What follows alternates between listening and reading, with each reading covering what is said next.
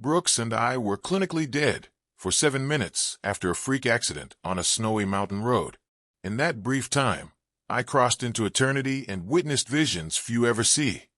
Angels preparing for a final battle, Christ returning in radiant glory, and prayers forming shields in the spiritual realm. This wasn't a dream or metaphor. What I saw was real, and it changed me forever. I feel compelled to share it because it wasn't just meant for me.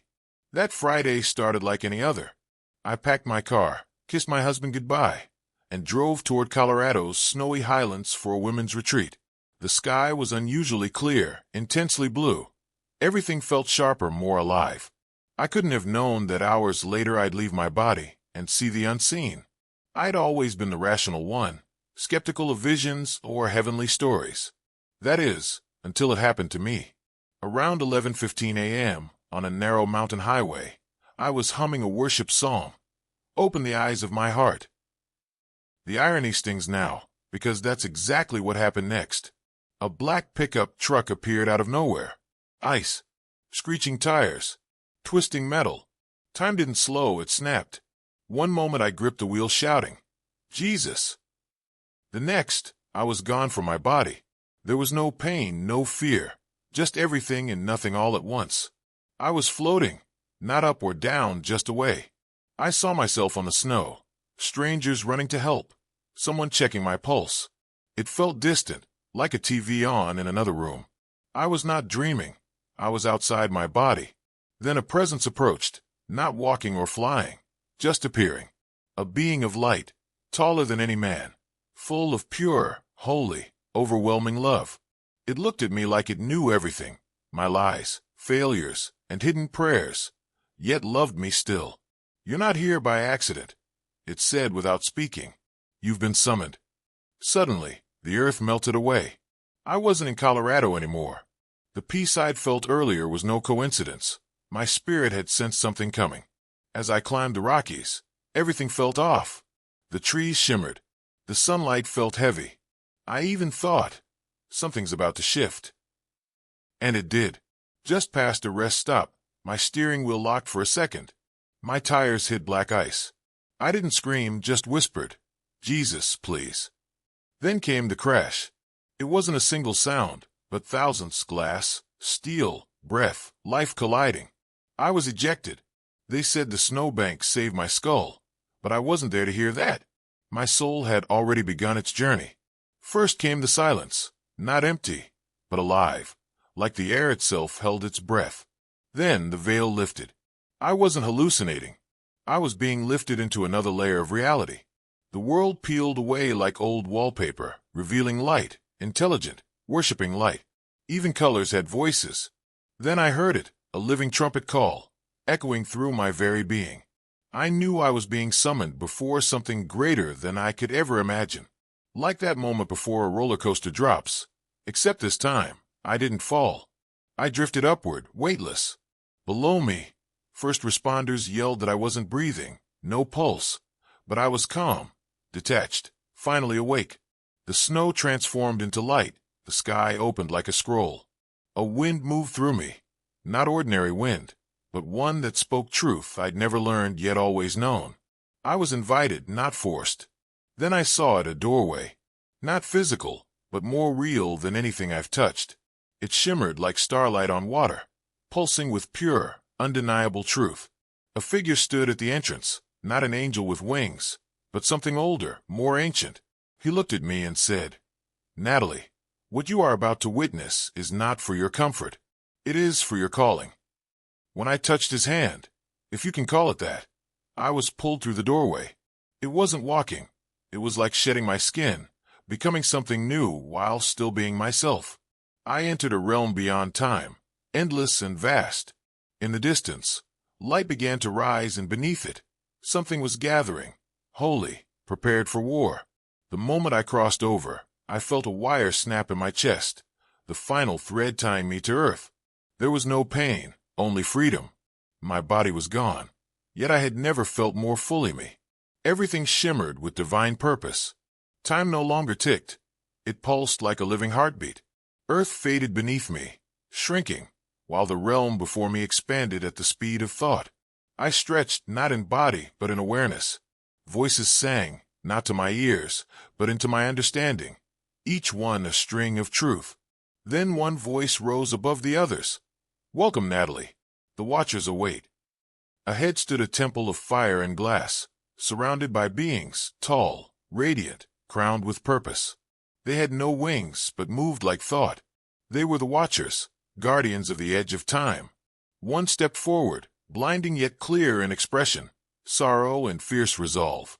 "You have been granted access beyond the veil," he said. "Few are brought this far. Fewer still return." I couldn't speak.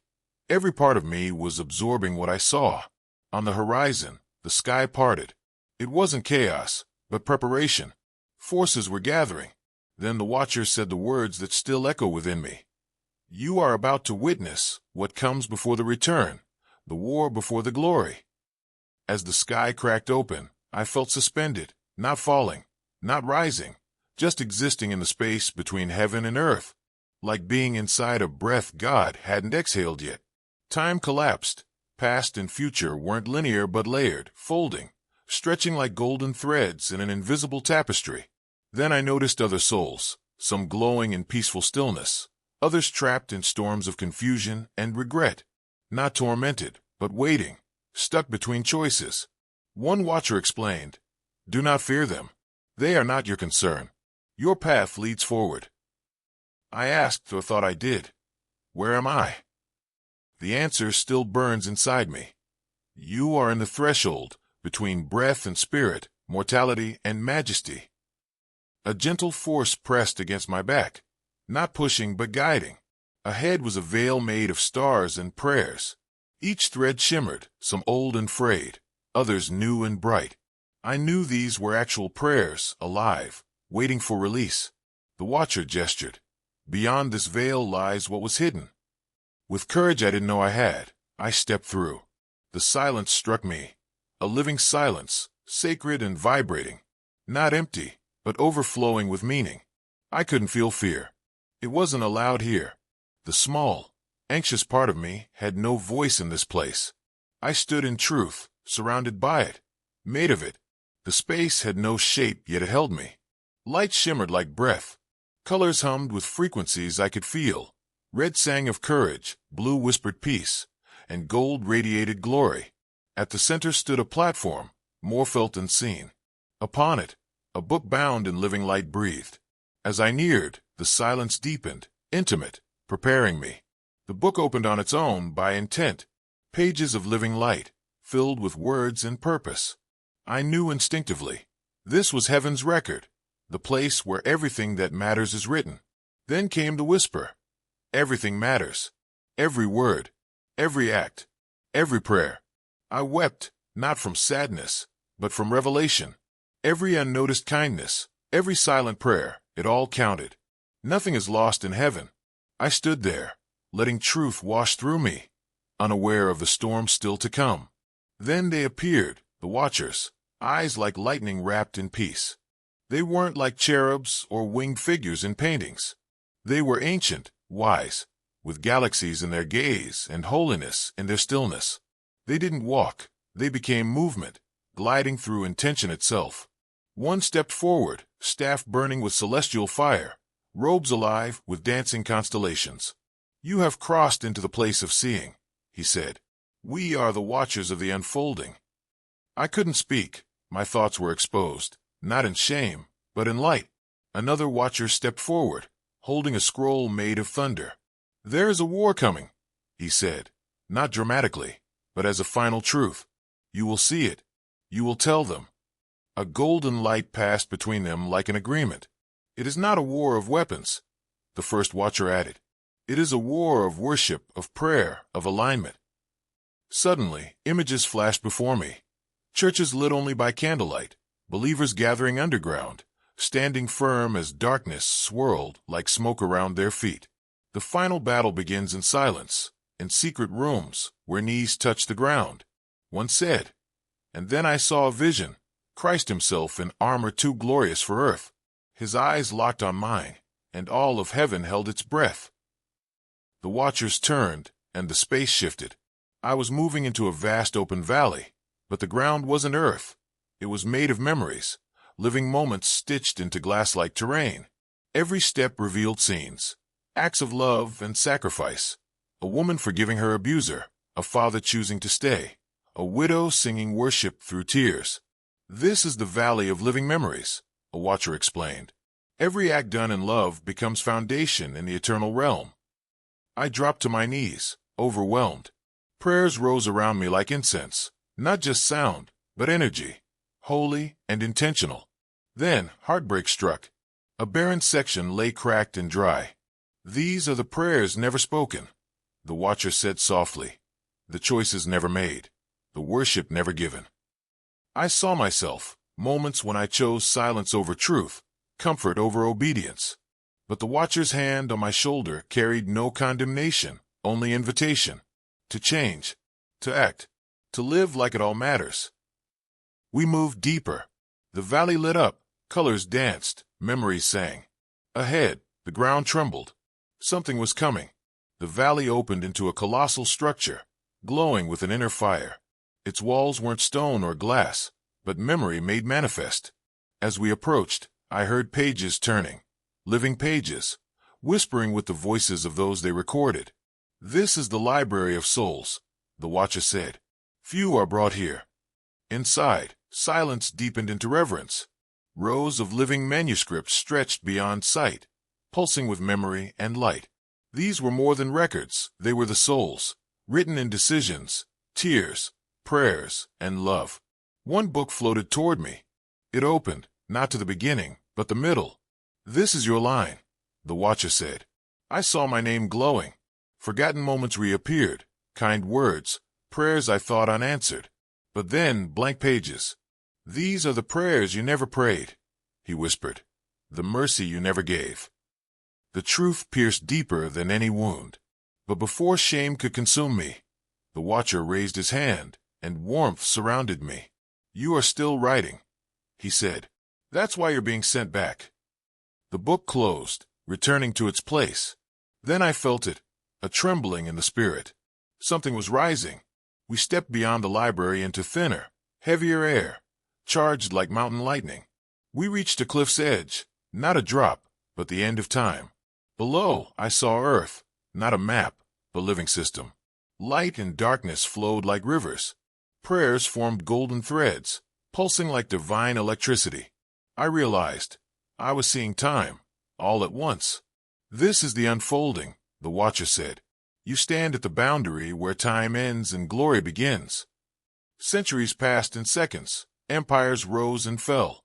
But shining brighter were single acts, a mother holding her child, a man praying alone, a girl singing worship in secret. Suddenly, darkness crept in, confusion, fear, deception. Not attacking, but replacing. Truth with noise, love with self, unity with ego. This is what's coming, the watcher warned. But it has not won. He pointed toward the horizon. I turned, and my heart stopped. A wave of light rose, not sunlight, but eternity. The army of heaven marched, Christ at the front. The watchers turned toward me. One cloaked in a robe, like 1,000 dawns, stepped forward. In his hands, a scroll wrapped in living gold fire. It wasn't burning, it was alive. This is your scroll, he said, the record of your assignment. When I touched it, it didn't open, it entered me. Images exploded in my mind. Faces I hadn't met, places I hadn't seen, words I hadn't spoken but knew were mine. This is the word written on your soul before the foundation of the world, the watcher said. Every soul has one. Few read it while in flesh. I wept. This was what I'd searched for, my purpose, not a job or task, but divine design. Then the scroll began to fade. Why? I cried. The watcher looked at me, sorrow in his radiant eyes. Because choice still exists. Your obedience determines how much is fulfilled. I clutched the scroll's memory inside me like a heartbeat. My calling wasn't to impress. It was to align, to surrender. Then he said words that branded my soul. Many are called. Few open the scroll. Fewer still complete it. I swore I would return changed. And then the sky tore open violently, like a curtain ripped by divine hands. Light poured down, not soft or gentle, but sovereign. It didn't ask permission. It declared itself. I saw Christ, not a lamb, not on a cross, but a king, robed in majesty, eyes like stars colliding, riding a wave of fire. His armor bore the names of the sealed. His sword was not steel, but the word itself, slicing through reality. Behind him, an army, beings of light riding winds beyond comprehension. They didn't speak with mouths, but existed as worship. Then came the enemy, not red demons, but twisted glory, fallen angels in golden deception, not attacking, but mimicking, replacing wisdom with lies. And between them, earth our earth. This is the final battle, the Watcher said, not as warning, but as promise. I saw cities cloaked in confusion, but sparks rose, prayers from hidden places. Believers in closets, cars, caves, not praying in fear, but fire. Each prayer pierced the dark. Each worship pushed angels forward. I saw one soul fall to their knees, just one, and that act shifted an entire region. This is the strategy. The Watcher whispered, not armies, but adoration. This battle was not for blood or land. It was for truth and light. I stood breathless, overwhelmed, realizing I had witnessed the most sacred event the universe had ever prepared for. Then I was told it was time to return. Though the final battle hadn't yet begun, I could feel its tremble echo through all reality. Christ stood at the front, his armor radiant with the names of those who had chosen truth over fear, light over comfort. Behind him was an army not of flesh, but of glory. They had been prepared in silence, suffering, and secret places, prayer rooms, jail cells, hospital beds. They carried not swords but presence, not noise but worship. Their robes shimmered like liquid starlight. I recognized faces among them, old women from prayer circles, children who died in purity, strangers who once paused to pray amid chaos. Their stillness was powerful, like the calm before thunder. A Watcher said, "This army is made in secret places." Tears welled in my eyes. So many live unseen, uncelebrated, yet in heaven, each unseen act of faith earned eternal rank. Tell them, the Watcher urged, their battle is not small, their obedience not invisible. Heaven's army is built from the faithful, not the famous. As he spoke, light surged, not from the sky, but from within the army. I knew they were ready to march, and they would not lose. The return of Christ, I saw, begins not with a trumpet, but a vibration, a resonance that awakens the spirit before the body. I felt it before I saw him, a ripple moving through the dimensions, carrying justice, mercy, and eternity in one note. Then the sky broke open. He stepped forward, not just a light or figure, Jesus, the King, the Word, the fire, arriving everywhere at once. He was in the sky and in my soul, beyond time. Yet suddenly time made sense because of him. The Watchers fell on their faces. The army raised their hands. My soul bowed involuntarily. His robe shimmered between blood and glory. His eyes held galaxies, yet saw me. When he spoke my name, Natalie, it rang through eternity like the first word of creation. I was undone. I wanted to fall, scream, dissolve, but I stood. He smiled. "You've seen enough to carry the fire," he said. "Now take it back." Then he rose into light, but left part of himself in me. It burned like purpose. A final Watcher approached, carrying no weapon, only authority, wisdom in form. "You're being sent back," he said, "but not as you came." He reached into the air and pulled a silver, living thread. "This is your assignment," he continued. "It won't be easy. It won't make sense to the world, but it will carry heaven's breath." The thread wrapped around my soul, tattooing mission into my being. Visions flooded in, me speaking to strangers, writing what I didn't understand, praying with the hopeless. I saw attacks, rejection, healing, deliverance, restoration, souls saved from the edge. I asked how I'd know what to do. "You'll walk and remember."